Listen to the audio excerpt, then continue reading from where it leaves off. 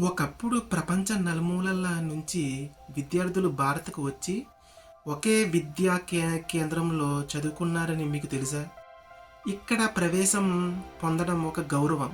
గురువుల ముందుకు వెళ్ళడం ఒక సాధన. లక్షల గ్రంథాలు, వేలాది విద్యార్థులు, కఠినమైన ప్రవేశ పరీక్షలు. ఇది కేవలం యూనివర్సిటీ కాదు. ఇది జ్ఞానానికి రాజధాని. అదే మన భారత గర్వకారణమైన నలంద విశ్వవిద్యాలయం.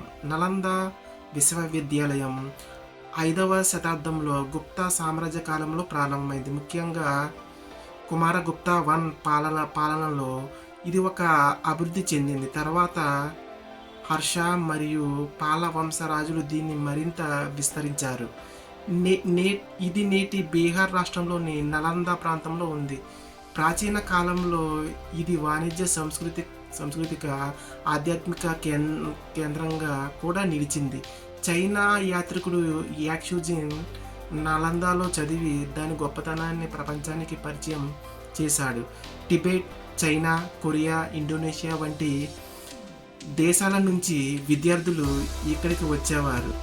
ఇక్కడ బౌద్ధ తత్వశాస్త్రం మాత్రమే కాదు, వేదాలు, వ్యాకరణం, వైద్యం, గణితం, ఖగోళ శాస్త్రం వంటి అనేక విభాగాలు బోధించబడ్డాయి. భారతదేశాన్ని విశ్వగురువుగా ప్రపంచానికి చాటి చెప్పింది. అంతర్జాతీయ విద్యా మార్పిడికి వేదికగా నిలిచింది. బౌద్ధ ధర్మం ప్రపంచవ్యాప్తంగా వ్యాప్తి చెందడానికి కేంద్రంగా మారింది. ఉచిత మరియు సమాన విద్యా వ్యవస్థకు ఆదర్శంగా నిలిచింది. పరిశోధన, తర్కం, చర్చలకు ప్రాధాన్యతగా ఇచ్చిన కేంద్రంగా నిలిచింది. నలంద ప్రపంచంలోని తొలి రెసిడెన్షియల్ యూనివర్సిటీలో ఒకటిగా గుర్తింపు పొందింది. విద్యార్థులు యూనివర్సిటీ ప్రాంగణంలోనే నివసిస్తూ చదువుకునేవారు.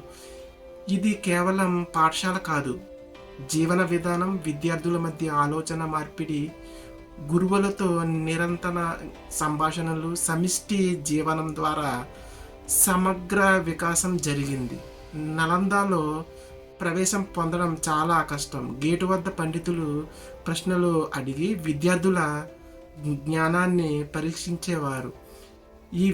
ఈ విధానం విద్యకు విలువను పెంచింది. ఉత్తమ ప్రతిభ కలిగిన వారే ప్రవేశం పొందడం వల్ల నలంద ప్రతిష్ట అంతర్జాతీయ స్థాయికి చేరింది. సుమారు 10,000 మంది విద్యార్థులు, 2,000 మంది గురువులు ఇక్కడ నివసించేవారు. ఆ కాలంలో ఇది ఒక అద్భుతమైన సంఖ్య. ఇది నలంద ప్రభావం ఎంత విశాలమో చూపిస్తుంది. విద్యార్థులు వివిధ దేశాల నుంచి రావడం వల్ల ఇది నిజమైన గ్లోబల్ క్యాంపస్గా మారింది. నలంద గ్రంథాలయం ధర్మగంజ్గా ప్రసిద్ధి చెందింది. ఇది 3 ప్రధాన భవనాలతో ఉండేది. వేలాది హస్తప్రతులు, బౌద్ధ గ్రంథాలు, శాస్త్ర గ్రంథాలు ఇందులో ఉండేవి. పరిశోధనకు ఇది అమూల్య సంపద. ఇది ప్రపంచంలోనే అతిపెద్ద గ్రంథాలయాలలో ఒకటిగా భావించబడింది. నలంద బౌద్ధ తత్వశాస్త్రానికి ప్రధాన కేంద్రంగా నిలిచింది. మాధ్యమిక యోగాచార సిద్ధాంతాలు ఇక్కడ బోధించబడ్డాయి. ఇక్కడి పండితులు బౌద్ధాన్ని చైనా, టిబెట్ ప్రాంతాలకు వ్యాప్తి చేశారు. ఈ విధంగా నలంద ప్రపంచ ఆధ్యాత్మిక చరిత్రలో కీలక పాత్ర పోషించింది.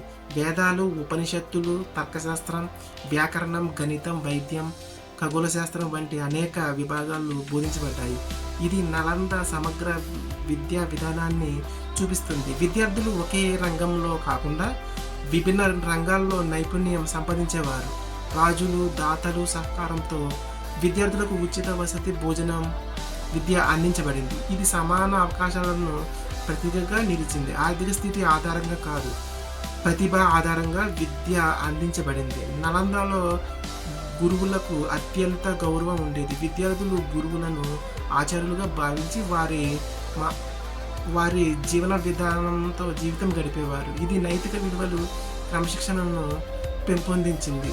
తర్క చర్చలు, వాదనలు విద్యా భాగంలో ఉండేవి. ఇది వివరణాత్మక ఆలోచనలను పెంచింది. విద్యార్థులు ప్రశ్నించడం, తిరస్కరించడం ద్వారా లోతైన జ్ఞానం పొందేవారు. వివిధ దేశాల విద్యార్థులు కలిసి చదవడం వల్ల సంస్కృతి మార్పిడి జరిగింది. ఇది శాంతి, సమానం, పరస్పర గౌరవాన్ని పెంచింది. నలంద కేవలం పుస్తక జ్ఞానం ఇవ్వలేదు, ఇది ఒక నైతిక విలువలు, ధ్యానం, ఆధ్యాత్మికతను కూడా బోధించింది. ఇది సమగ్ర విద్యా విధానం.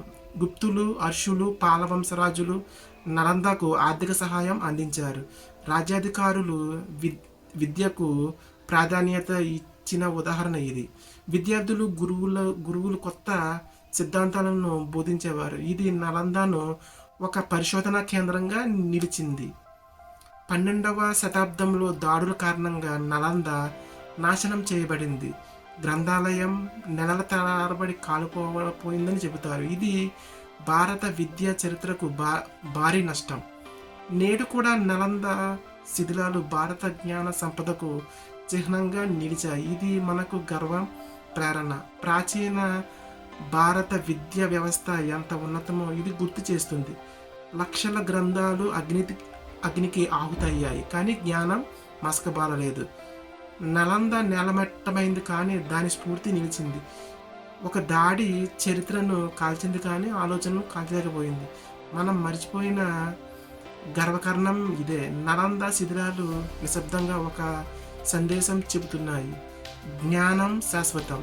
నా అభిప్రాయం ప్రకారం నలంద విశ్వవిద్యాలయం భారతదేశానికి ఒక అద్భుతమైన వారసత్వం. మనం ఆధునిక విద్యా వ్యవస్థలో కూడా నలంద మాదిరి సమగ్ర నైతిక విలువలు, పరిశోధన సంస్కృతి తీసుకురావాలి. విద్య కేవలం ఉద్యోగం కోసం కాదు, వ్యక్తిత్వ వికాసం కోసం కూడా కావాలి. మన భారత చరిత్రను తెలుసుకోవడం మన బాధ్యత. మీకు నలంద గురించి గర్వంగా అనిపిస్తే వీడియోకు లైక్ చేయండి. ఇలాంటి లోతైన చరిత్ర కథల కోసం సబ్స్క్రైబ్ చేయండి. మరి కామెంట్లో నలంద మా గర్వం అని రాయండి.